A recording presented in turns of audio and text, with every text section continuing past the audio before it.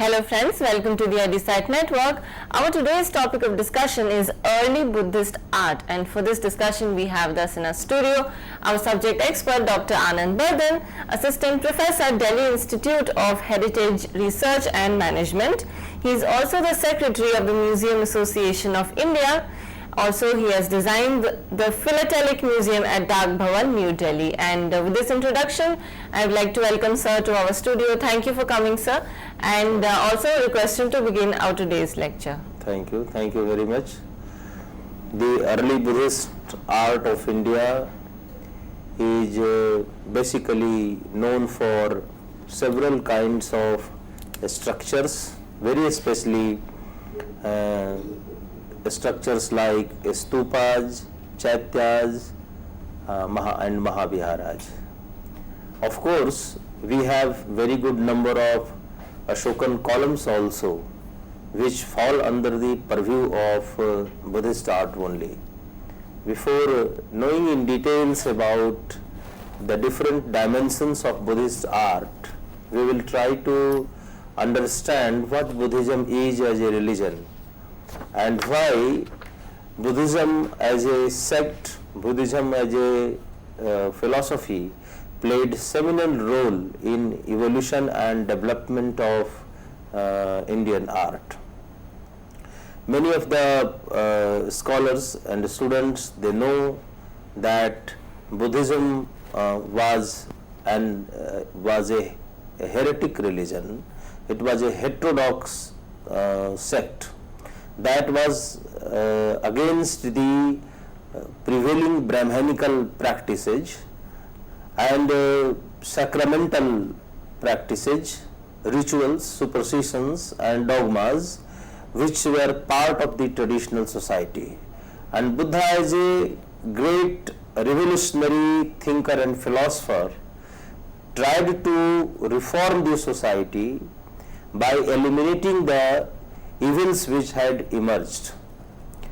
This is a very general idea that any person in India knows about Buddhism.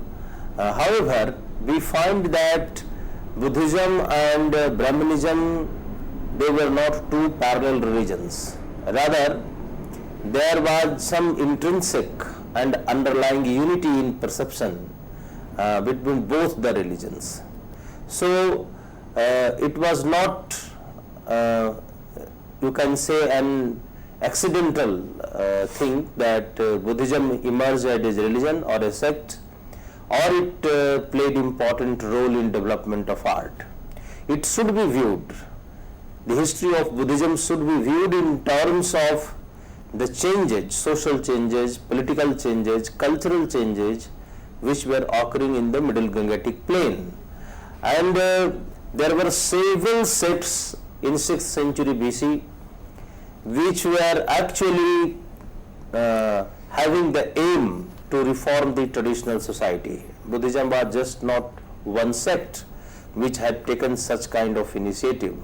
This kind of trend was evident even in Jainism and also in a sect known as Ajivak. Apart from that, Puran Kashyap, Pakud Katyan, Sanjay Vetliputra, Ajit Kes Kamlin, there were many, you can say, philosophers and thinkers, and some of them were very interestingly atomists. They propagated new kind of philosophy, new kind of ideology, and these kind of philosophies and ideologies, they are often categorized as Nastik Darshan. So we can say in one way Buddhism is a Nastik Darshan, atheistic kind of religion and philosophy.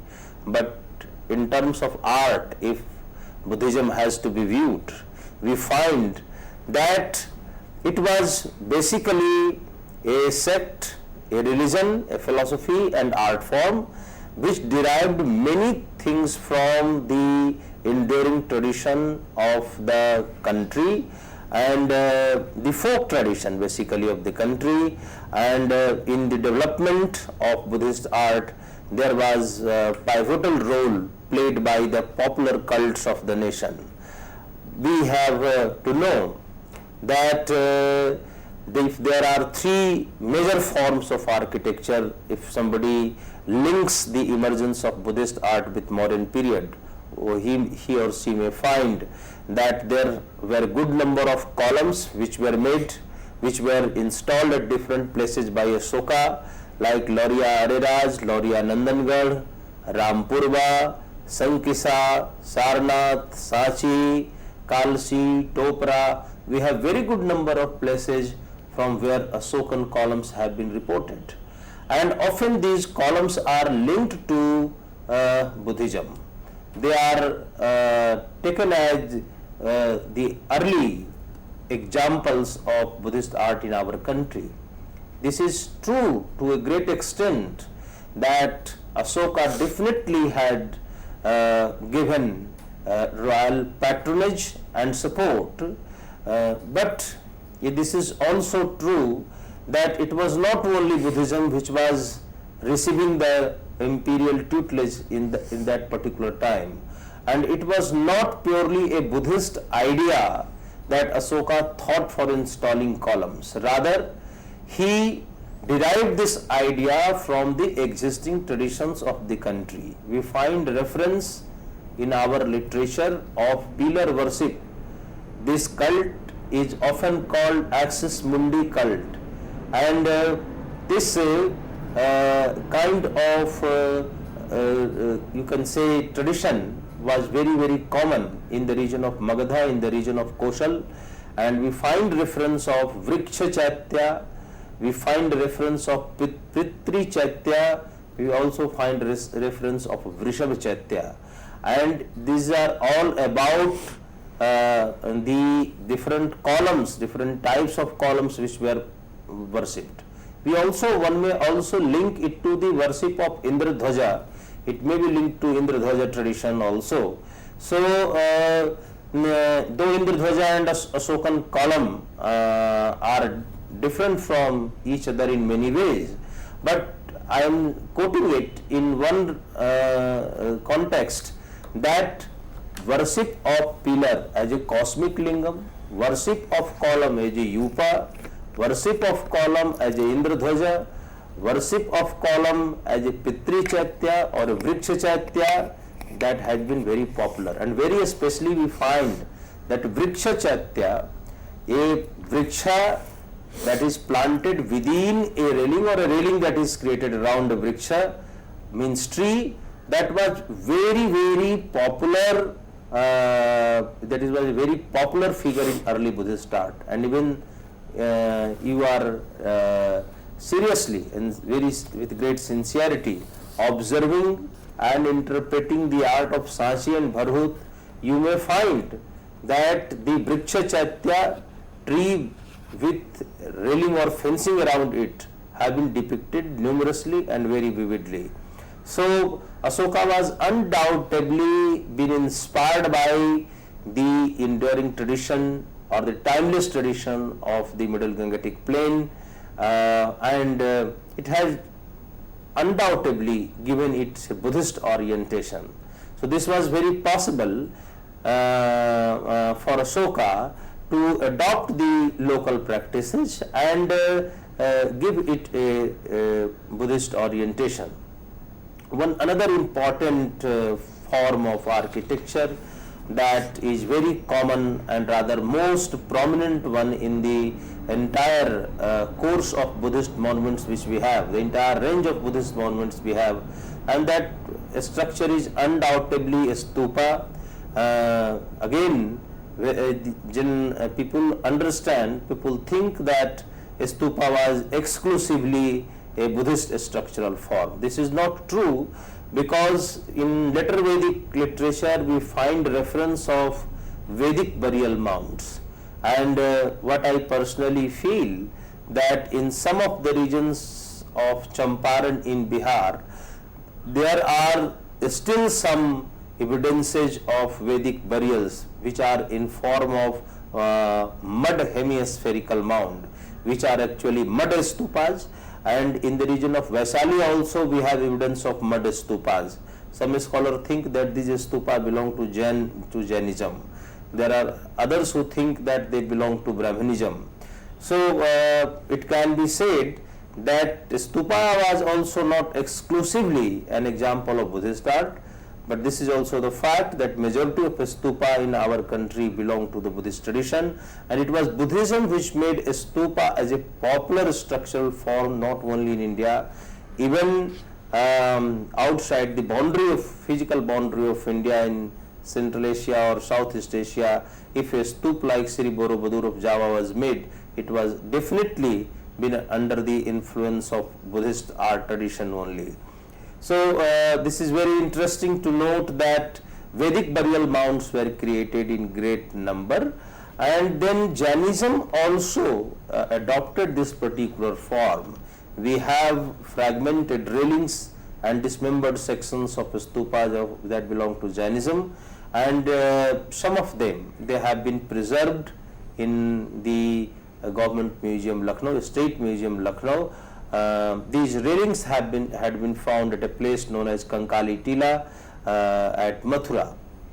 So it can be said that stupa was a popular form in Buddhism, but this form itself was not been a kind of construction that had been evolved by the Buddhists. Rather, the followers of other sects had also created stupas.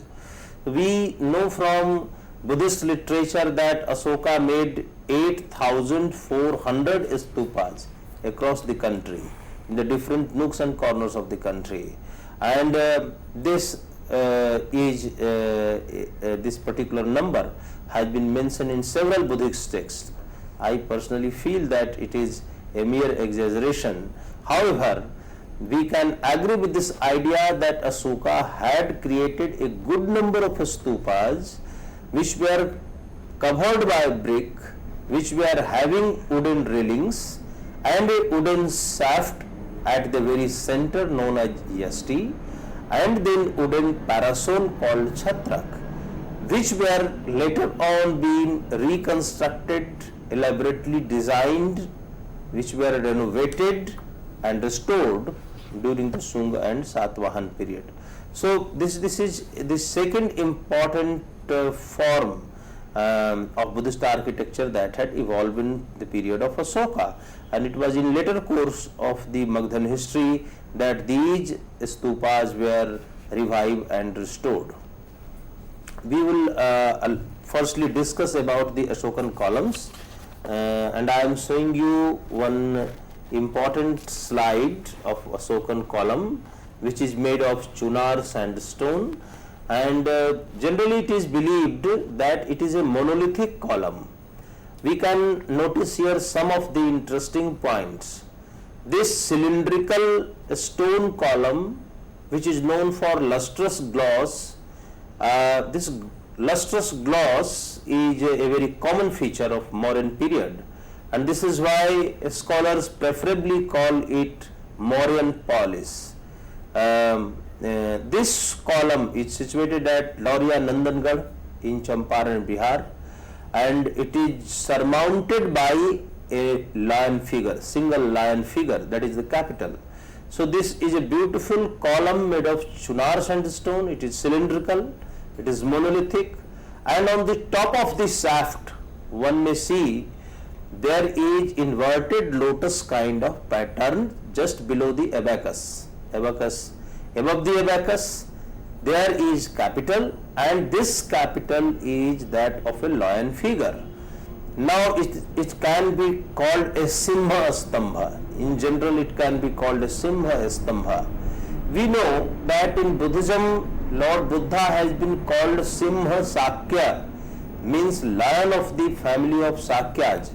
So if the figure of lion is made as the capital over the abacus, it can be interpreted as the presence of Buddha himself. If we are going to accept this particular fact that Soakin columns were entirely been inspired by Buddhist ideology, Buddhist religion, it appears that it is a Simha Stambha with Simha, that signifies presence of Buddha or the first teaching and preaching of Buddha. So this kind of columns had been very common. Lauria Areras is another site where similar kind of column was found. And then we have a place Basra in the Kolhua village, that is Kolhua village also called Basra. This is in Vaishali district of Bihar. There also we have a single land capital.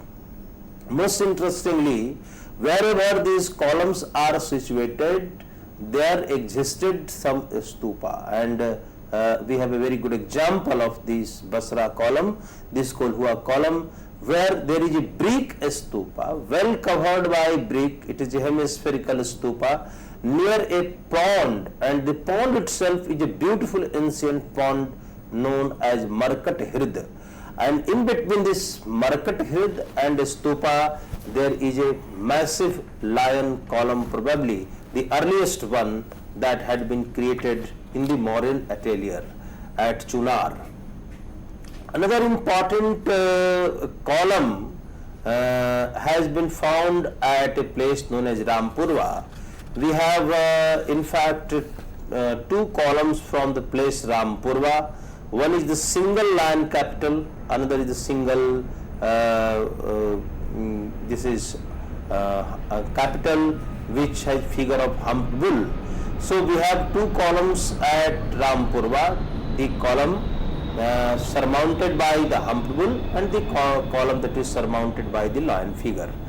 It is interesting to note that this humped bull column has some references in ancient Vedic literature as well. It is not Buddhism only that describes about it. There we have reference in ancient Vedic text also, and especially we find reference of a special kind of chiti, a special kind of formation which is known by Vrishabha Chaitya, and Vrishabha is humped bull. We know that Vrisha is a symbol of fertility, Vrishabha is a symbol of fertility, and Vrishabha is sacrificed for pleasing Lord Indra. This kind of reference we also find. This Vrishabha, the word has originated from Vrisha, a dhatu, a verb, and from that only the word Varsha has emerged. Vrishana means testis, that has emerged. So Varsha or means rainfall or testis of a male. They also symbolizes the power of fertility. So there is no doubt about it that these columns were also linked to cosmic lingam and power of fertility. It is a tapering column. Again, it reminds us of the tradition of worshipping cosmic lingam. This is another important fact about this column, that it surmounted other animals also, like elephant. An elephant capital has been found at a place known as Sankisha. Elephant, this particular animal has a great significance in Buddhism, as it is believed that Mahamaya, mother of Lord Buddha, had a dream, and in the dream she had seen an elephant, white elephant, entering into her womb. So this entry of white elephant in the womb of Mahamaya signified insemination of Buddha, who was a spiritual figure, and that's why in Buddhism elephant is an animal that contains remarkable significance. Another important animal that one will notice in Buddhist art is a horse that is actually Kanthak, and it symbolizes the Mahabhiniskraman, the great renunciation made by Lord Buddha. So in Buddhism there are 4 very sacred symbols, and they are generally found in the early Buddhist art. These 4 sacred symbols are: one, lion, that represents the first proclamation of Buddha, proclamation that is echoing in different parts of the world. Second important figure that one may find, that is the presence of elephant, that again represents Buddha's presence in the womb of his mother. The third one is an elephant that is related to insemination, and it may be linked to the fertility cult. Then Vrishabha is actually it is related to birth of Lord Buddha. Humped bull is related to birth of Buddha, and then horse is related to, it signifies the renunciation of Buddha. So all these four animals, lion means great proclamation by Lord Buddha, horse means great renunciation of Buddha, bull means birth of Buddha, and elephant means insemination of Buddha, Buddha's presence in his mother's womb. It is interesting to tell you about the two great columns having figures of four lions seated back to back, and they have been shown holding large Dharma Chakra, that is a will, and undoubtedly these lions holding Dharma Chakra signifies the great philosophy of Buddhism, and that is called Dharma Chakra Pravartan in general in Buddhist literature, because once Lord Buddha preached Buddhism at Sarnath after attaining the highest knowledge at Bodh Gaya, this gospel was delivered to five senior sages, five senior spiritual men who became in Buddhism Panchvariya Bhikshu, who became famous in Buddhism as Panchvariya Bhikshu. So this event actually had happened at Sarnath, and that's why Sarnath was a very important place, is still a very important place in Buddhism, in Buddhist faith, in Buddhist religion. And this was probably one of the reasons that at Sarnath a grand column was installed, and above that a lion capital with four seated figures of lions was kept, and above that a great Dharma Chakra was also installed. So this column itself is a grand structure in itself. What makes it interesting, that these columns were generally directly inserted into the earth. These columns were directly inserted into the earth. This is a very interesting fact about it. One may ask, why not they were installed on any kind of platform, on any elevated platform? Because these columns were actually symbols of fertility, and we know that earth is a mother, it symbolizes the feminine power of progeny, while this lingam symbolizes male power of fertility. So it is directly inserted into the earth. The philosophical purpose of this column is very explicit, clear from this particular aspect, that it was directly inserted into the earth, and it was not erected, not installed on an elevated platform like the Achaemenid columns. It was generally said that Soakin columns were inspired by the Achaemenid art, the Persian art, the art of Persepolis. This is not true, because Soakin columns are not square in shape. They have not been made in different, they are not like assembling of different pieces of stone, rather they are monolithic columns. And then the philosophical, ideological significance of these columns are surely fully different from what we find in Persepolis, what we find in ancient Assyria, what we find in ancient Babylon. So Soakin columns of course are very vital in terms of their significance, and on the columns of Sanchi and the second place is Sarnath, where these four lion capitals were installed. There is one thing unique on the abacus, which is roundel in shape. There have been depicted these four animals, and in between two different animals there is a Dharma Chakra with 32 spokes. These 32 spokes actually symbolize the Mahapurush Lakshan of Lord Buddha. So, as far as Buddhist art is concerned, that I have already said, that the impact of the local religions, folk cult, Vedic literature, Brahmanical order, Brahmanical religion is very much evident in Buddhist art. You can't say Buddhist art is exclusively Buddhist. It doesn't have elements of other sects, other traditions. No, it is not so. You can find the finest synchronization of Vedic and Buddhist ideas into Soakin Columns.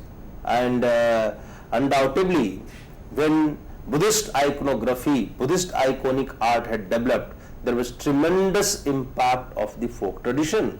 And Buddha's figure that was first made in Mathura School of Art, that was inspired by the image of Yaksha, that is an example of folk cult in India.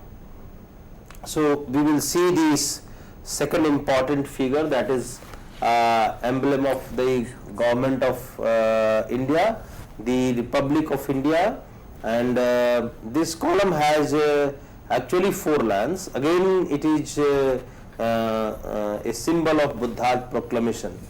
4 lions means echo of the proclamation of Buddha in all the 4 cardinal directions, because Buddha had preached the religion called Madhyama Marga Pratipada, which in English is called the middle pathway. This middle pathway actually brought a tremendous change in the religious perception of the country. Now you can see the inverted lotus below the abacus. Abacus is rounded in shape like a drum. Then we have 4 lion figures seated back to back. These lions symbolize echo of Buddhist religion in all the corners of the world. And one thing is very interesting, why this Avangamukhi Kamal, or sometimes also called Ghantakriti, the inverted lotus or the bell pattern, is so peculiar and so important in Indian art. We can say that this Avangamukhi Kamal is also a symbol of fertility. It is believed and it is described in Puranic literature that Lord Brahma had dropped the flower on this earth from this celestial world, from heaven.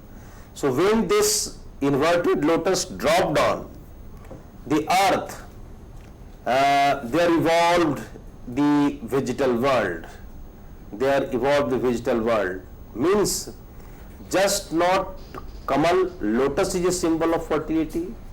It is, if it is inverted one, that means it is indicative to the idea that power of fertility had not evolved in the earth suddenly, rather the power of fertility or progeny had fallen down from space, and then creation began on the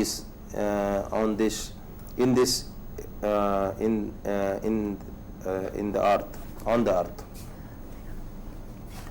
Another important form that one may find is the stupa, and we will have to understand what a stupa is as a structure. I have already told you that it is a hemispherical mound, and for example we can see this is the Mahastupa of Sanchi. This Mahastupa of Sanchi has 2 railings, and railing is known as Vedika. Vedika is basically a fencing done around it. Here also we had found a Soakin column.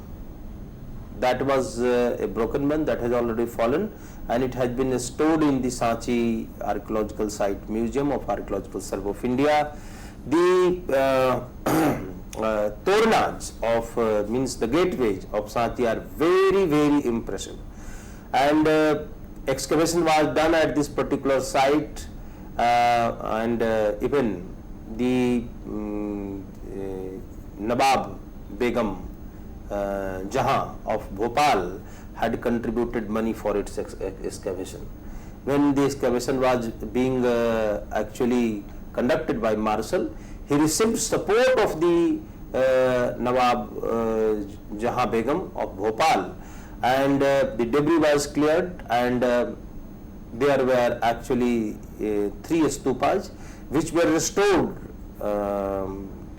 comparatively in a good way during the period of Marshal.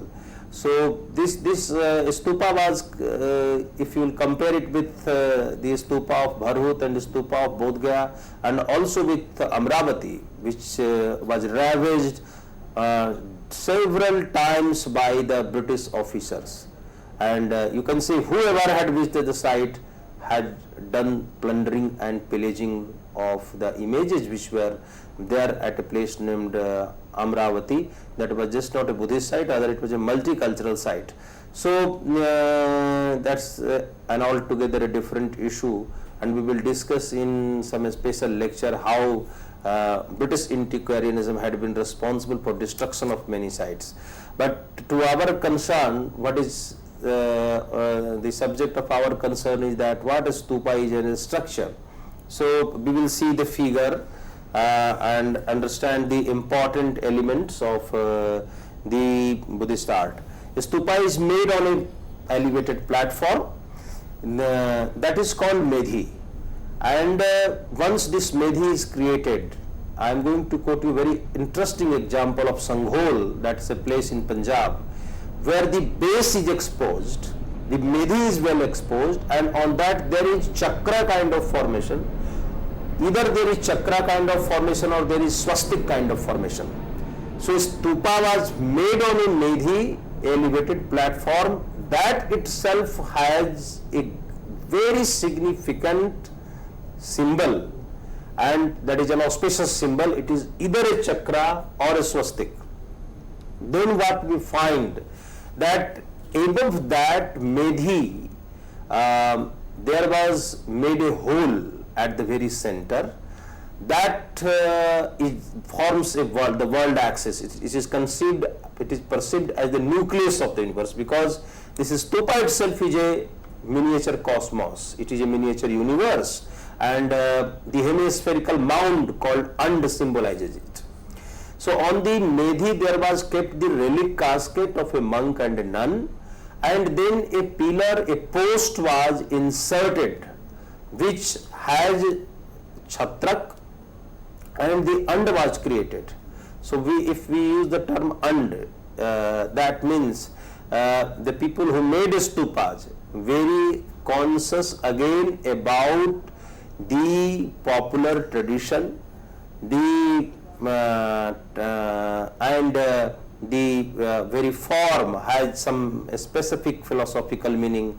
If it is Anda, that means it contains something which has a capacity to give birth to somebody. I mean to say, Anda is something which contains a life force. Every Anda has something that has the ability to give life to some animal, and in that way the Anda here is also a symbol of fertility. The pillar post is also a symbol of fertility, and on the top of this stupa there was made harmic, that means celestial building. This harmic is of balustrated design, and above that there is chatrak. These chatrak are of great significance. At Sanchi we have 3 chatrak. We will see this, how this chatrak is so significant. These 3 chatraks are actually symbols of Buddha, Dharma and Sangha. So from top to bottom, a stupa and its various elements has great significance. You can see the 3 chatrak made in the series on the very top of the ST. They represent the 3 Ratna, the 3 jewels of Buddhism, Buddha, Dharma and Sangha. And even this Triratna symbol on the Torna of Sanchi, that had been very of vital significance, and one may find that the Torna was also created on the top of the Toran Triratna was created on the top of the Toran Dwar itself. Another important figure that one may find on Toran, and it's a very interesting figure. This is the architrave of the Stupa of Sanchi. One may just feel that during the Shunga period, a kind of plasticity had evolved in the art of Shunga and Satvahan period. You can see the movement of the elephant, it's so lively, and then figure of a woman who is holding the branch of mango tree. I am very sure it's mango tree and not simply the salad tree. Many scholars feel that there has been made figure of Salabhanjika and Shalabhanjika only on this stupa. There have been made figures of Amrabhanjika also, especially in this case one may find depiction of small mangoes also with the twigs of the branches of the tree and the leaves of the trees.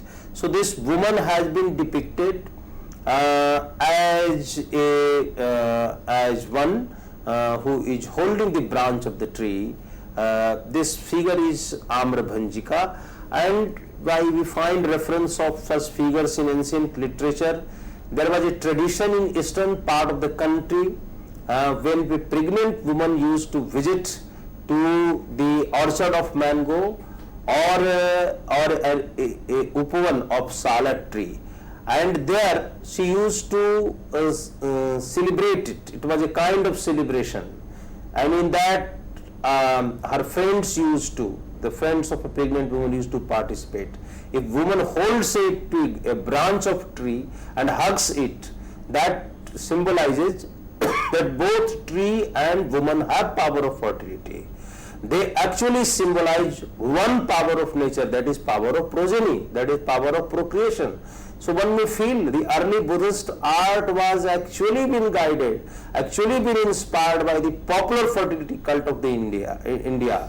There is tremendous impact of water cosmology, tree worship, yaksha and yakshini worship, and worship of mother goddess, worship of earth goddess, worship of plants, trees and herbs on Buddhist art. The figure of Buddha is not there. Only Buddhist symbols are there, because this was a period of the Hinayana cult in that Buddha was only accepted as a great teacher and not as a divine being.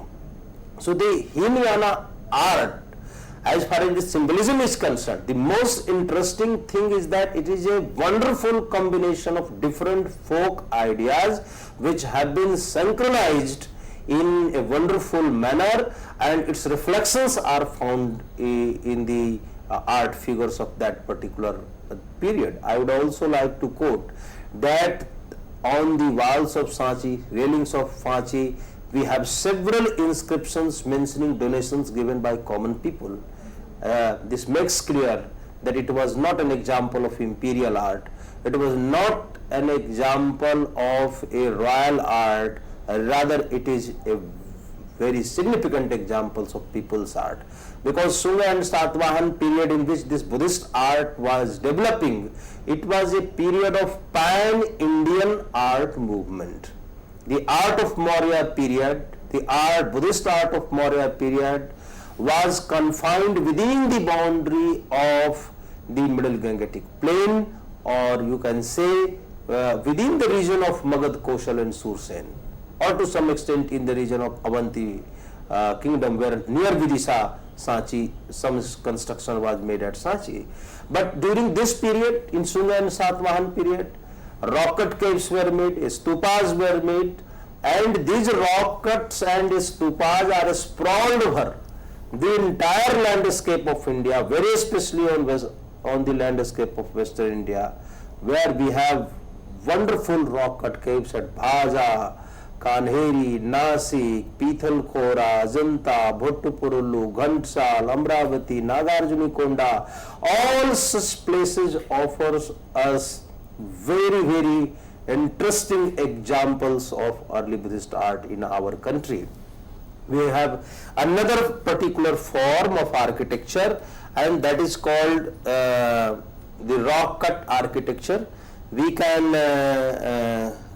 call them Chaitya hall because a Chaitya is a Buddhist shrine, and Hinayana Chaitya, as we have taken for example, this is Chaitya of Karle, the finest one among all the Buddhist Chaityas of 2nd century, which were made between 2nd century to 1st century AD. And we have a very interesting inscription also describes Guhayam Karle Shrishtham. It is the Gufa, the cave of Karle, that is the finest one. We find in our Upanishadic literature that Guha means a cave, comprises the most precious jewel of our knowledge, most precious jewel of Brahmanical religion even. So we have a Sanskrit words that depicts Brahmanasya nidhim nihito guhayam, and this is just a philosophical description, but we can understand on this basis why so many rock cut caves were created in India. They were durable. If you will understand them in temporal terms, they were very durable, and they were ideal places for the hermits, for saints, for monks, for nuns.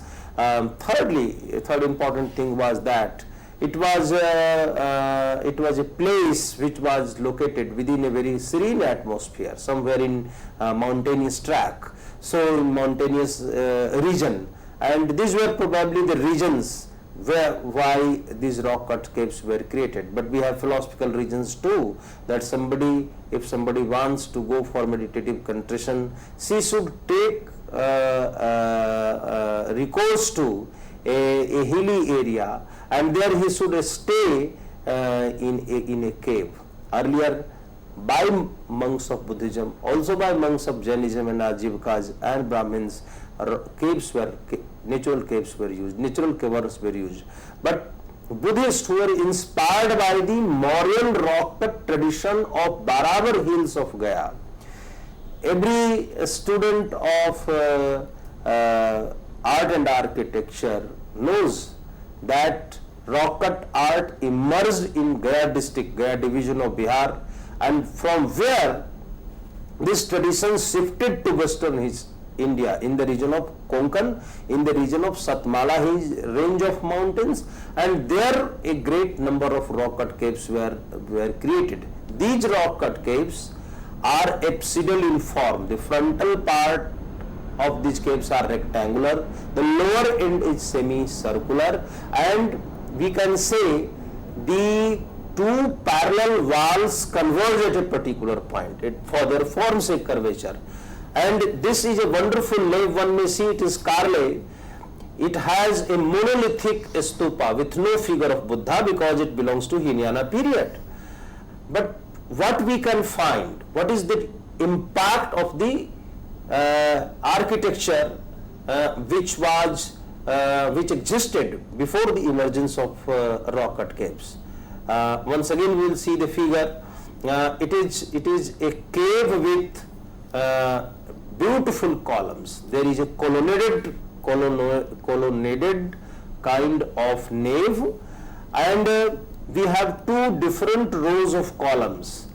These two rows of columns along with the wall forms aisles at both the sides, and these columns are actually been surmounted by multiple animal figures. They are the capital. Capital is based on abacus, and below abacus there is inverted lotus kind of pattern. That is again in modern fashion. But see the capitals. These capitals are in form of Hai Sanghat and Gaj Sanghat. There is not one animal. Rather there are group of animal, males, female figures. They have been shown riding on the animals. So it's a beautiful panorama of a sculpture, and if somebody looks at the ceiling of it, it reminds you of a structural chaitya which was earlier made of wood. The antecedent impact of wood is so explicit, it is very discreet, it is very clear that the idea of making a rock cut cave developed on the basis of structural chaityas which were made of wood and wattle or mud, and you can see the feeling. There is a ribbed pattern.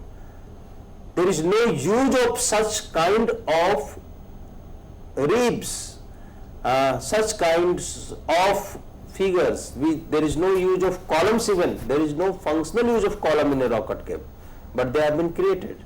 Why they have been created? They function as decorative element, merely as decorative element, and undoubtedly the structural chaityas which probably evolved much before them, they were beautiful and they were having columns, they were having this ribbed pattern, and these kind of elements had some functional purpose. They were actually used to distribute the load of the superstructure. But here is a rock cut cave where whether there is a ribbed pattern in the barrel vaulted ceiling, or or there is a series of columns, they have come as decorative elements. Another important aspect of this kind of rock cut cave is undoubtedly the sculptural art, and we can see that in early Buddhist art, even Mithuna figures of amorous couple, that had become popular. It was not a